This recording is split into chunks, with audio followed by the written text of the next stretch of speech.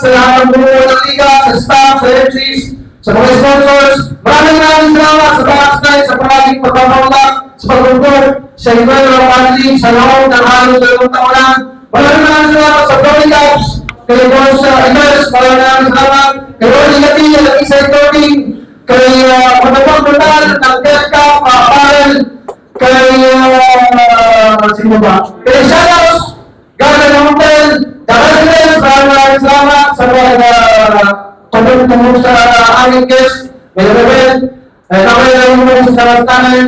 Pero ito, OMC ko sa kalawa, unang lapat sa Empire na Family, mag-ingay para kay Marco, Dumo!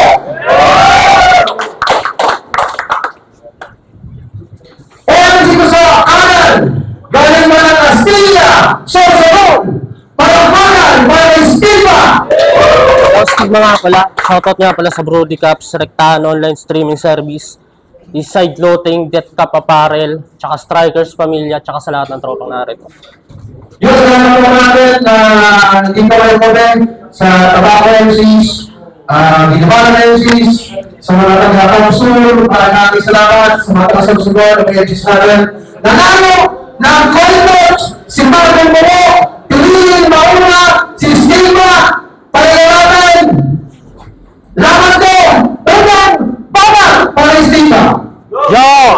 Siya si Marcong Bungo, garaldal boses, pati litid, mapalakas lang yung tulog, para mukhang katakot-takot at panggising ng tulog. Basagin mang katahimikan ng sigaw mo na sabog, kidnap pa rin mas pamatay, kahit na nakakagulat yung kulog.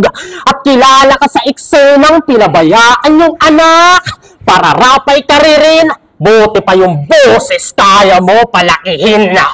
Kaya saludo kay Trila, kasi pati sa pagrarap, di iniiwan yung anak, ikaw para lang sa pagrarap ay yung iniwan yung anak. At sa laban mo kay Calix, dun ko napatunayan, sinabi ni Six Threat na si P. Mahina, di na nga sikat kalaban, tumitingin pa sa si P. Mahina. Choker! Kala ko pa naman ipo-ipo na yung hangin dala. Pang-aba, Nico lang pala.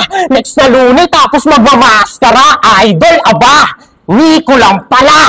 Para matakpan kamanuan, nagpapakaakata. Pati pangalan, sinato sa kalagayan, talagang makataka. Kasi pag poison, diba, markang buo, di nakakapagtaka kung ba't pinili mo yung narko kasi di ka nagmarka. Ano kala mo? Maraming battle mas angat. Si Luni nga, kunti lang, pero classic lahat. Di kasi nasusukat yung aklat sa pamagat o sa garbo ng pabalat. Datapwat, paano mo isasabuhay yung pagiging alamat? Bagamat, lahat ipusta sa lista ng pinaka, malabo ka maimprenta. Kahit dati lumagpas na 40, paano wala ka 50? At pag wala kang maskara, lilitaw na maskara, niwan ka na tao. Kumpara sa'yo, maskara, asan dulot to gago? Kaya sa atin ako maskara, dapat manalo. Idol nyo to? Naparito kayo kasi siya inaabangan. Kompletos Ricardo's tulo, pero pag di sikat kalaban yung timpla tinatabangan. Paborito nyo yan, kaya kahit pangit sabihin, mukha pa rin intelihente. Samantalang kahit anong ganda ng sulat ko, di pa rin magiging dominante. Kaya sige, round dyan na, pero sana bago sumigaw at pumalakpak, mag-isip mo na mabuti, di yung para kayong inaasin na bulate. Huwag mo masyado papahalata sa harap ng lente. Natutuwa yung kasabihan, basta mga probinsyano, ignorante.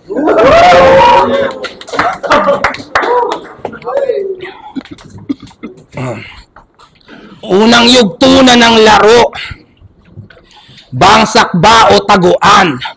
Ako'y may hawak na matalas pero dito laruan. Ito'y lanseta ni Gregor. Mamamatay ang talunan. Walang lunchbox pero merong makikitang baonan. Teka, bakit si Gregor? Markong Bungo naman kalaban. Kahit nga kay Moko Jean, wala namang magagawa yan. Di naaabot to kay Poison. Para lang tapak-tapakan. Maraming palayaw laban sa wala namang pangalan. Sino ka, tang ina mo?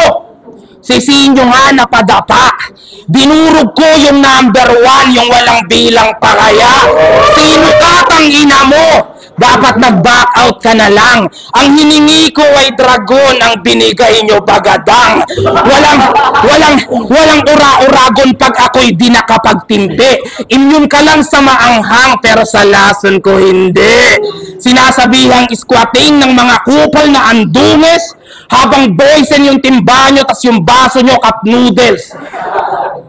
Yung pressure cooker walang sipol. At yung TV pasira na. May munting tahanang walang kisame at palitada. Yung inidoro nyo barado. Yung lababo nyo ang baho. Yung inidoro nyo barado. Yung lababo nyo ang baho. Yung inidoro nyo barado. Yung lababo nyo ang baho. May pintong... yung inidoro nyo barado. Yung lababo nyo ang baho. Walang doorknob yung pinto, kinakandado lang ng pako. Walang doorknob yung pinto, kinakandado lang ng pako. Kala mo kung sino na.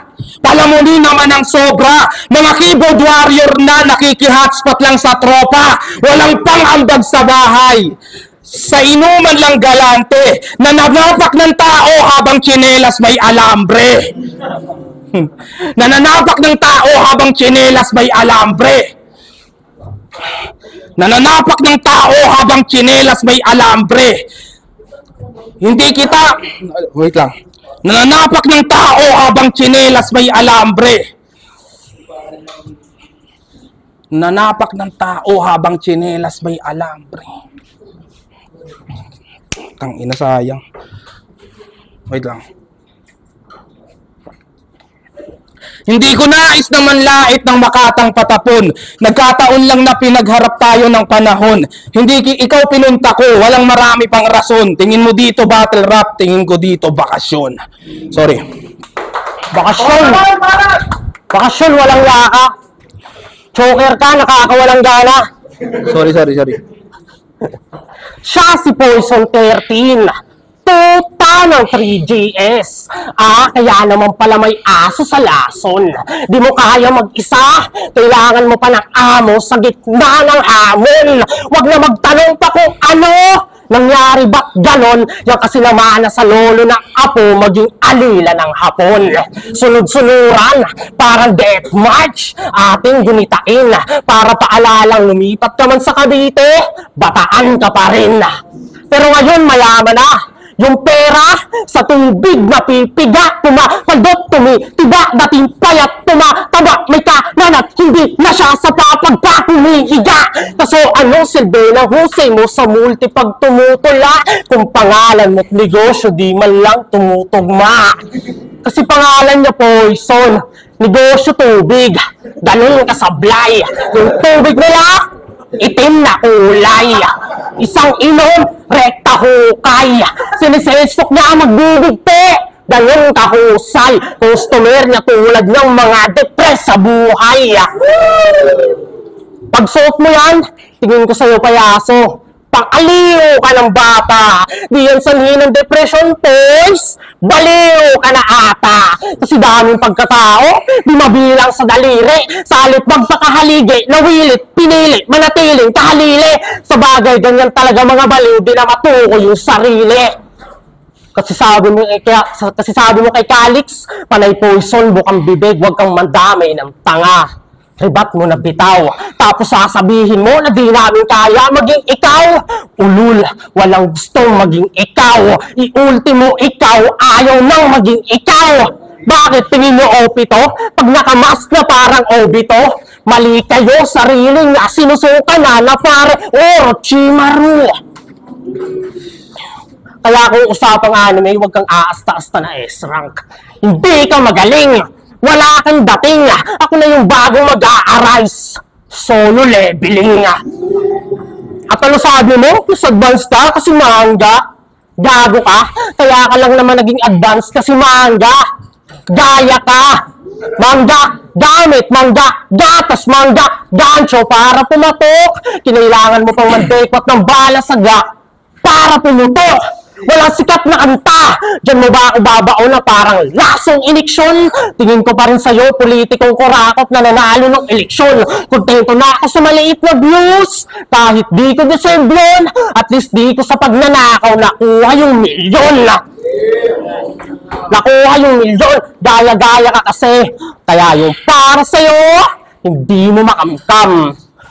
Tapos ako tutuldok sa mga tandang pananong mo na naging padamdam. Para ka kasing gasera na yung ilaw malamlan. Tatanda ka sa eksenang walang sariling pagkakakilanlan.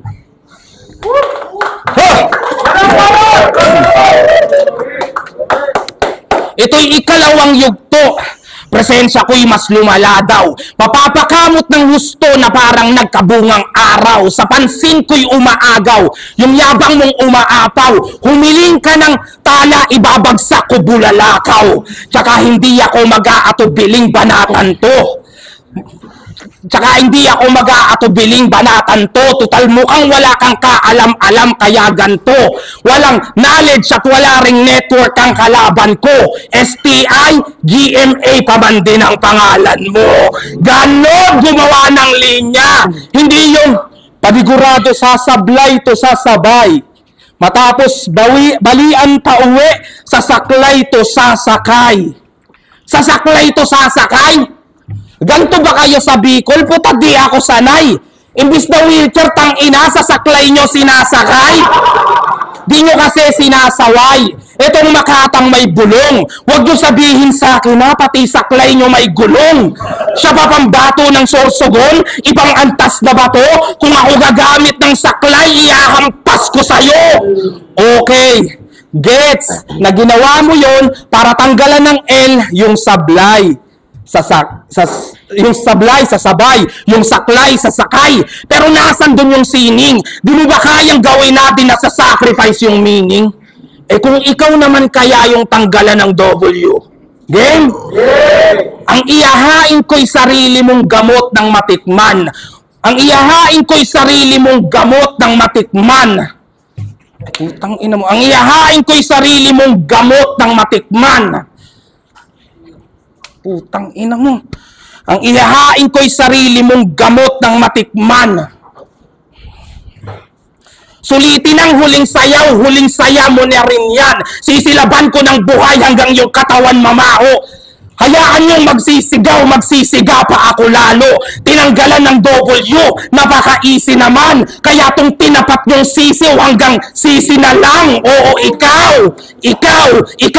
kapag hambalos. Huwag kang babaliw-bali kapag katapos. Wala akong sinasanto. Mamamatay ang sasabay. Mga paay magpapantay sa dyaryo ay malalagay. Lulumpuhin ko ng gusto, siya'y aaray ng aaray. At pagkatapos mabaldado sa saklay to sasakay.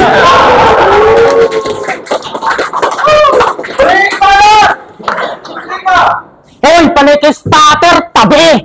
Yan napapala mo, kakasyabulo ng grindstone, tagabi! Ang tunay na magaling! Di raw takot, maubusan, katangahan. Bakit sa takdang oras ni Mickey di umatras ka sa usapan? Kaya paano ko papapaniwala ang papalagan mo ang pangmatagalang bakbakan? Kung 3 minutes na nga lang, di mo pa kayang makipagsabayan. Ulul, umatras ka. Hindi, wala ko simulang usapang ganun. At sabi nila, sa halip opportunity daw, nagbukas maling pinto. Pero alam nyo ba't naging ganto gabing tagpo? Pinaghirapan ko kasi dito maging ginto. Pagkatapak ng pako ni nagpaapoy. Kaya pre, sensya, na-preserve ko na. Kaya kung matapak-tapakan kita pre, sensya, kasi deserve kita. Ang tanong, ako deserve mo ba? Malamang hindi, kasi kilala ka ng kilabot na sa plate at kumakatawan. Nakakaawa lang, hinahayaan mo sarili mo sa maliliit na liga gawin kang katatawanan. Gusto mo maging dope, tapos nalabanan mo G-Wise? Paano ka mag-iinit kung pinapatulan mo mga kulang sa pag-iisip? Bakit? Tingin mo, pag tinalo mo yung mongoloid, matalino ka na? Yung speak-spoke-spoken, di mo na nga dapat tinira. Ginaya mo pa! Bumababa ka kasi sa ganito para mas tuminang, di para maghanap ng diamante. Kinakalaban mga walang sinabi para makaabante. Pero tandaan mo na kahit kailan yung bubuyog sa langaw, di nakipagdebate na mas masarap yung pulot-pukyutan kaysa tae. Gusto mo maging luni? Sablay hinahangad. Paano ka sa tuktok mapapadpad kung sa puti ka naglalakad? Sino na tinalubat? Wala rin pag-unlad. Bilang MC, alam mo dapat halaga mo kasi binuhos mo sagad. Itaas mo kalidad. Anong silbi ng galing ko? Wala rin dignidad. Pagkat mahusay man yung laso na'y mabibili agad. Uto-uto ka kasi. Payag kahit walang bayad, may sayad ka ba? Kung simot-laglaga ng barya, ikaw handa kang malaglaga para sa barya. Isa pa, kung bukal sa loob mo pagsali dito para pakita na mayroon kang bayad, di mo kailangan ipangalandakan kada battle mong hindi ka bayad. Ano, masakit? Pasalamat ka, nagtipid ako kasi tingin ko, pipitsugin ka pa. Kung may problema ka sa flip-top na lang tayo mag-usap, baka dun seryosohin pa kita. At saka, wala akong susantuhin, luma o makabago. Lahat ng babangga, malalantad yung pagkagago. Karumihang di mauugasan, magiging mantsa ng pagkatalo. Pagkat kalaban yung stigma yung mantsa sa pagkatao.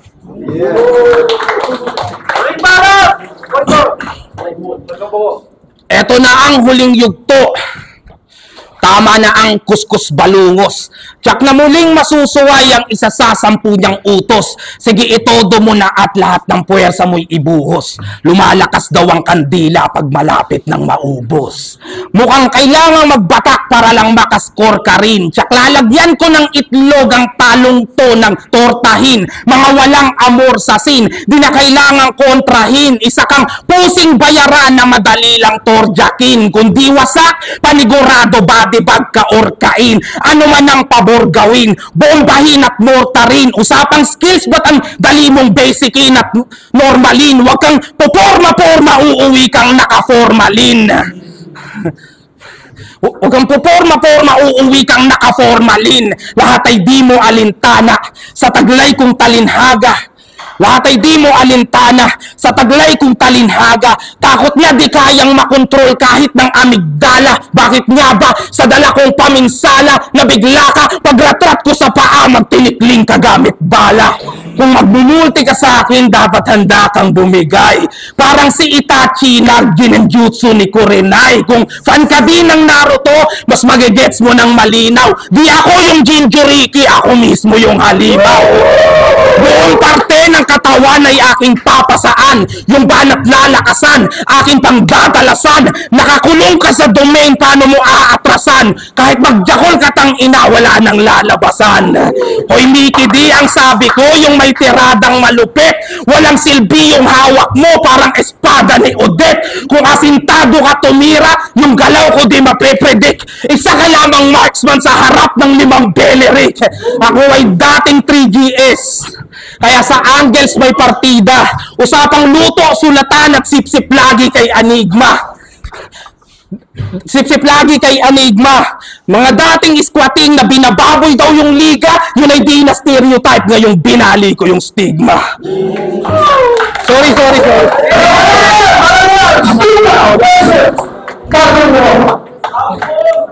Alaman, bagong mo, versus stigma. Ang boto ng Relano, 5-2. Palakpakan para stigma. Yes, pare. Maraming salamat kay Idol Mickey Days. Sorry. Ay.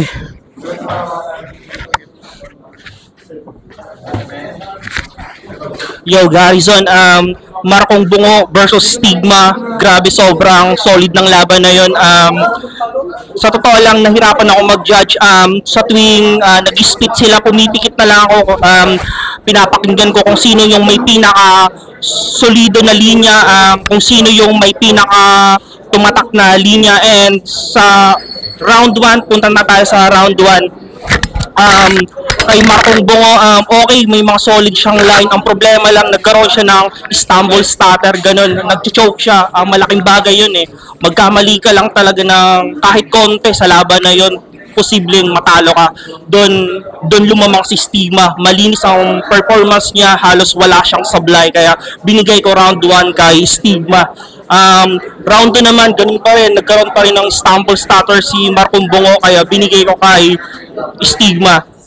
Sa round 3 naman, okay, lumabas yung Marcong Bungo, yung Poison 30 na inaabangan natin sa round 3, kaya binigay ko ang boto kay Poison kay Marcong Bungo sa round 3, kaya 2-1 para kay Stigma.